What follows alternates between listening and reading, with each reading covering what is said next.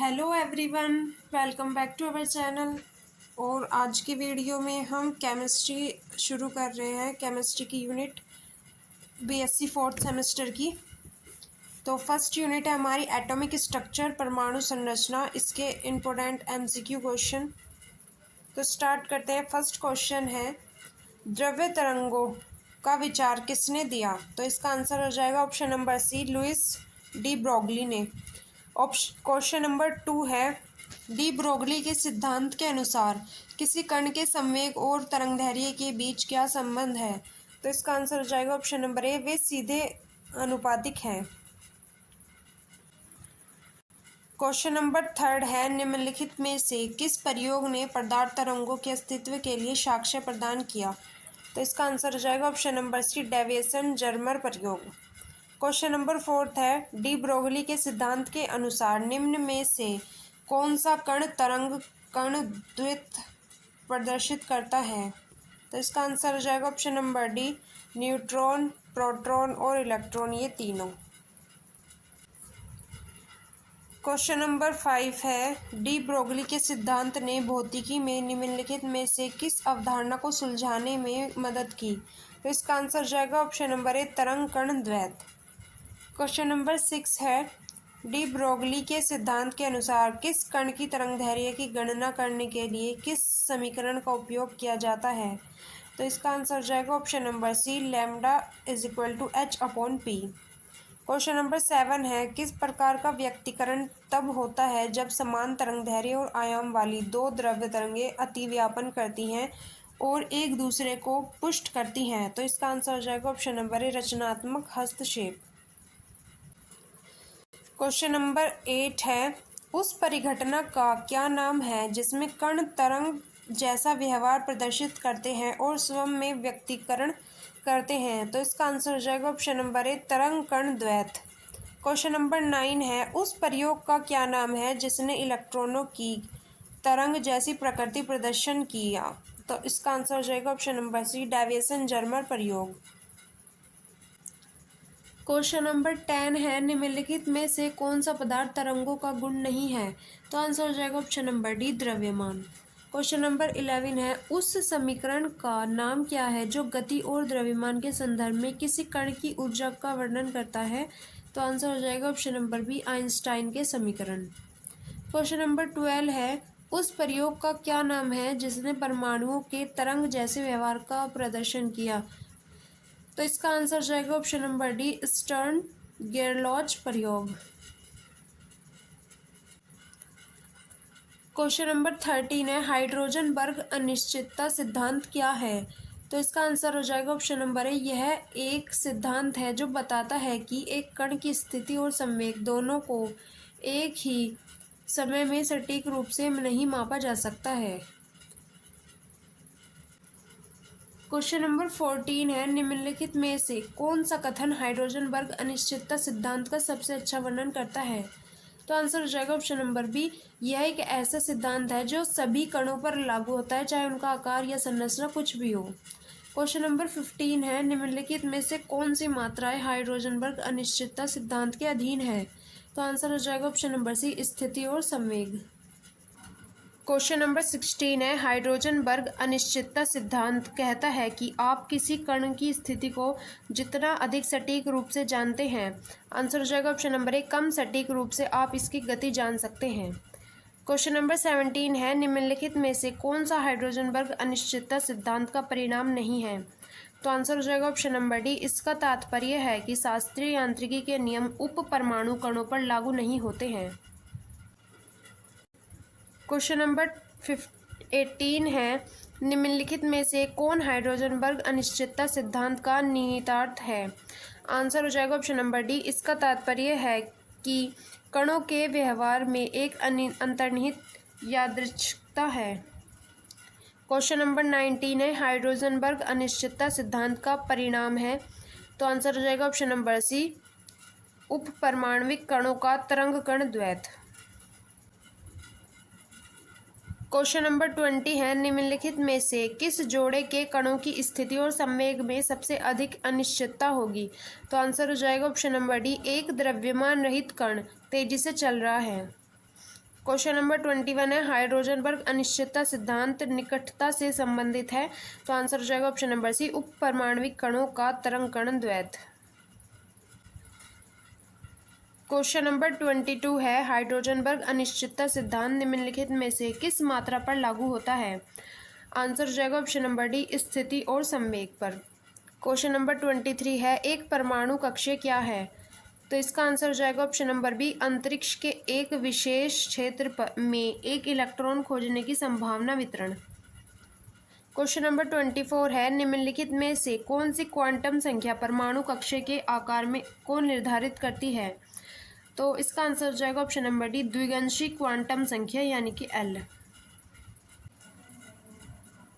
Question number 25 है इलेक्ट्रॉनों की अधिकतम संख्या कितनी होती है जो एक एकल परमाणु कक्षीय पर काम कर सकती है। तो इसका आंसर हो जाएगा option number B, 2। Question number 26 है निम्नलिखित में से किस ऑर्बिटल में उच्चतम ऊर्जा है। तो 3D जो ऑर्बिटल होगा उसमें उच्चतम ऊर्जा होगी, ऑप्शन नंबर डी सही है। क्वेश्चन नंबर 27 है परमाणु कक्षाओं के बारे में निम्नलिखित में से कौन सा कथन सत्य है। तो इसका आंसर हो जाएगा ऑप्शन नंबर डी, एक कक्षीय में नोड्स की संख्या मुख्य क्वांटम संख्या -1 के बराबर होती है, -1 के बराबर होती है। क्वेश्चन नंबर 28 है श्रोडिंगर तरंग समीकरण किसके लिए प्रयोग किया जाता है। तो इसका आंसर हो जाएगा ऑप्शन नंबर सी, एक परमाणु में एक इलेक्ट्रॉन की संभाव्यता वितरण की गणना करने के लिए। क्वेश्चन नंबर 29 है श्रोडिंगर तरंग समीकरण में निम्नलिखित में से कौन सा शब्द नहीं है। तो इसका आंसर हो जाएगा ऑप्शन नंबर सी, चुंबकीय क्षेत्र की ताकत। क्वेश्चन नंबर 30 है श्रोडिंगर तरंग समीकरण में तरंग फलन द्वारा निम्नलिखित में से किस राशि का प्रतिनिधित्व किया जाता है। तो इसका आंसर हो जाएगा ऑप्शन नंबर सी, अंतरिक्ष के किसी विशेष क्षेत्र में एक इलेक्ट्रॉन को खोजने की संभावना। क्वेश्चन नंबर 31 है श्रोडिंगर तरंग समीकरण है तो ये क्वांटम समीकरण जो केवल एक उप परमाणु कणों पर लागू होती है, ऑप्शन नंबर डी सही है। क्वेश्चन नंबर 32 है निम्नलिखित में से कौन सा श्रोडिंगर तरंग समीकरण का हल है। तो इसका आंसर हो जाएगा ऑप्शन नंबर डी, तरंग फलन, संभावना घनत्व और प्रायिकता आयाम, ये तीनों ही श्रोडिंगर तरंग समीकरण का हल है। क्वेश्चन नंबर 33 है निम्नलिखित में से कौन सा श्रोडिंगर तरंग समीकरण का परिणाम है। तो आंसर हो जाएगा ऑप्शन नंबर बी, परमाणु में इलेक्ट्रॉन में केवल असतत ऊर्जा स्तर हो सकते हैं। क्वेश्चन नंबर 34 है समय स्वतंत्र श्रोडिंगर तरंग समीकरण का उपयोग निम्न के लिए किया जाता है। तो आंसर हो जाएगा ऑप्शन नंबर बी, कणों के स्थिर अवस्थाओं की गणना करने के लिए। नंबर 35 है निम्नलिखित में से कौन सी क्वांटम संख्या श्रोडिंगर तरंग समीकरण में शामिल है। तो इसका आंसर हो जाएगा option number D, spin quantum संख्या यानी एस। क्वेश्चन नंबर 36 है निम्नलिखित में से कौन सा श्रोडिंगर तरंग समीकरण में संभावित ऊर्जा पद का उदाहरण है। तो आंसर हो जाएगा ऑप्शन नंबर डी, विद्युत क्षेत्र। क्वेश्चन नंबर 37 है श्रोडिंगर तरंग समीकरण का उपयोग गणना के लिए किया जा सकता है। तो आंसर हो जाएगा ऑप्शन नंबर सी, एक परमाणु में एक इलेक्ट्रॉन की सटीक ऊर्जा। क्वेश्चन नंबर 38 है श्रोडिंगर तरंग समीकरण में तरंग फलन क्या दर्शाता है। तो ये जो है ये अंतरिक्ष के एक विशेष क्षेत्र में एक इलेक्ट्रॉन खोजने की संभावना आयाम को दर्शाता है, ऑप्शन नंबर सी सही हो जाएगा।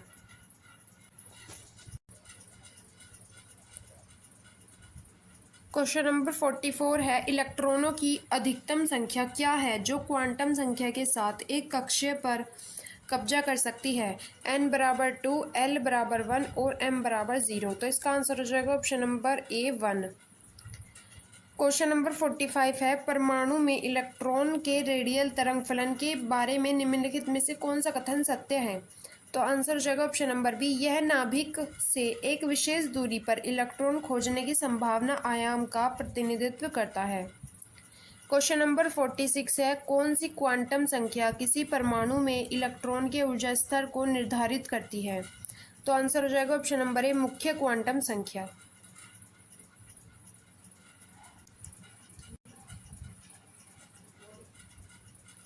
क्वेश्चन नंबर 47 है एक परमाणु में एक इलेक्ट्रॉन के कोणीय तरंग क्रिया के बारे में निम्नलिखित में से कौन सा कथन सत्य है?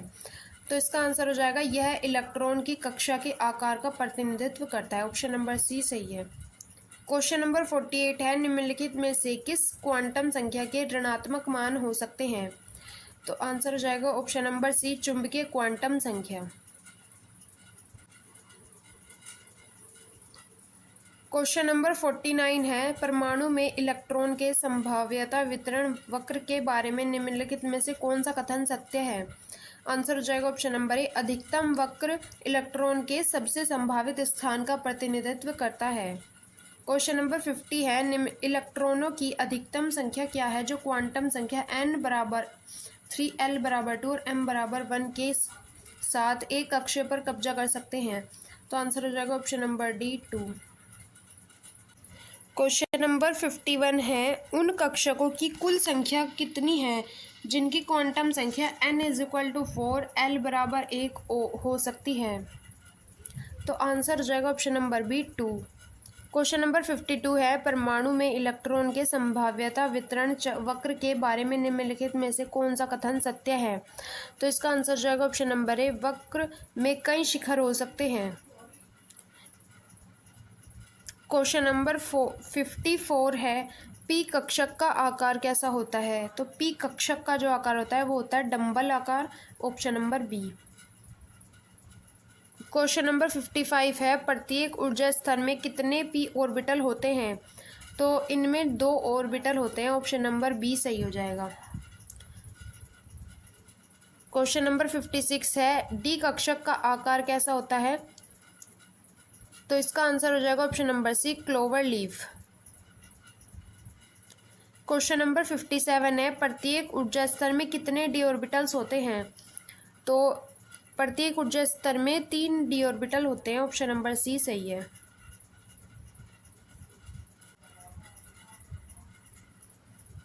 क्वेश्चन नंबर 58 है किस कक्षक में अधिकतम 2 इलेक्ट्रॉन हो सकते हैं? तो आंसर हो जाएगा option number A S orbital में। क्वेश्चन नंबर 59 है ऑफ बाउ सिद्धांत के बारे में निम्नलिखित में से कौन सा कथन सत्य है? तो आंसर हो जाएगा ऑप्शन नंबर ए इलेक्ट्रॉन हमेशा सबसे कम ऊर्जा स्तर को पहले भरते हैं। ऑप्शन नंबर ए।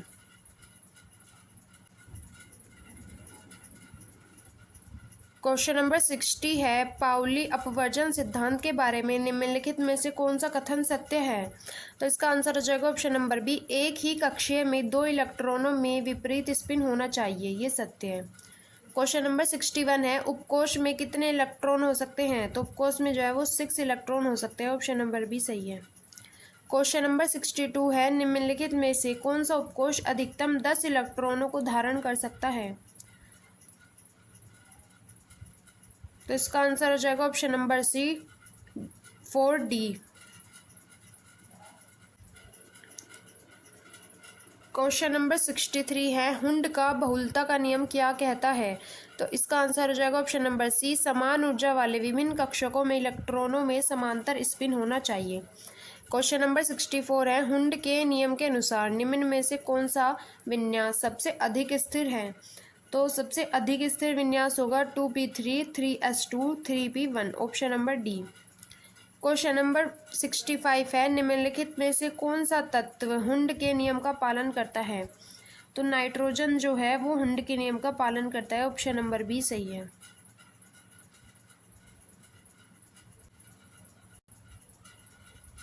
क्वेश्चन नंबर 66 है निम्नलिखित में से कौन सा विन्यास हुंड के नियम का उल्लंघन करता है? तो जो 2p3 है 3s2 और 3p1 ये जो है ये हुंड के नियम का उल्लंघन करता है। क्वेश्चन नंबर 67 है हुंड के नियम के बारे में निम्नलिखित में से कौन सा कथन सत्य है? तो इसका आंसर जाएगा ऑप्शन नंबर बी यह बताता है कि समान ऊर्जा वाले विभिन्न कक्षकों में इलेक्ट्रॉनों में समांतर स्पिन होना चाहिए। Option number B. Question number 68 है 1s2 2s2 2p3 में अयुग्मित इलेक्ट्रॉनों की संख्या है। तो इसका आंसर हो जाएगा option number C 3।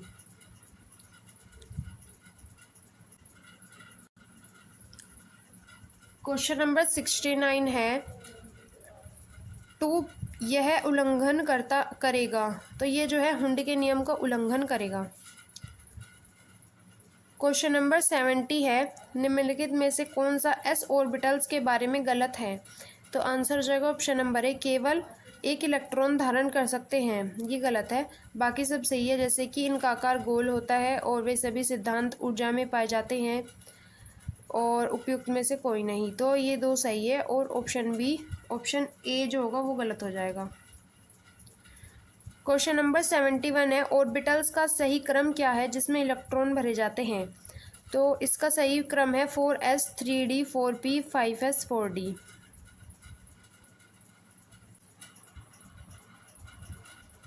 Question number 72 है, निम्नलिखित में से किस आयन के सबसे बाहरी शेल में 18 इलेक्ट्रॉन है? तो जो Cu+ होता है उसके बाहरी शेल में 18 इलेक्ट्रॉन होते हैं। क्वेश्चन नंबर 73 है, पाउली अपवर्जन सिद्धांत का वर्णन किसने किया? तो इसका आंसर हो जाएगा option number B, Wolfgang Pauli. Question number 74 है, 5000 एंगस्ट्रॉम तरंगदैर्घ्य से उत्सर्जित इलेक्ट्रॉन की चाल होगी, तो उनकी चाल होगी 1.457 इंटू 10⁶ मीटर पर सेकेंड। ऑप्शन नंबर बी सही है। क्वेश्चन नंबर 75 है, संभावित अंतर के संदर्भ में इलेक्ट्रॉन का संवेग, तो वो होगा, तो इसका आंसर होगा option number D, √2m electron volt.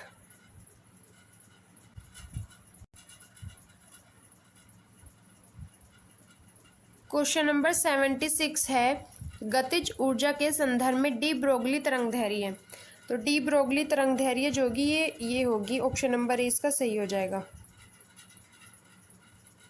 Question number 77 है, हाइड्रोजनबर्ग अनिश्चितता सिद्धांत के अनुसार जो सही है वो है ऑप्शन नंबर ए।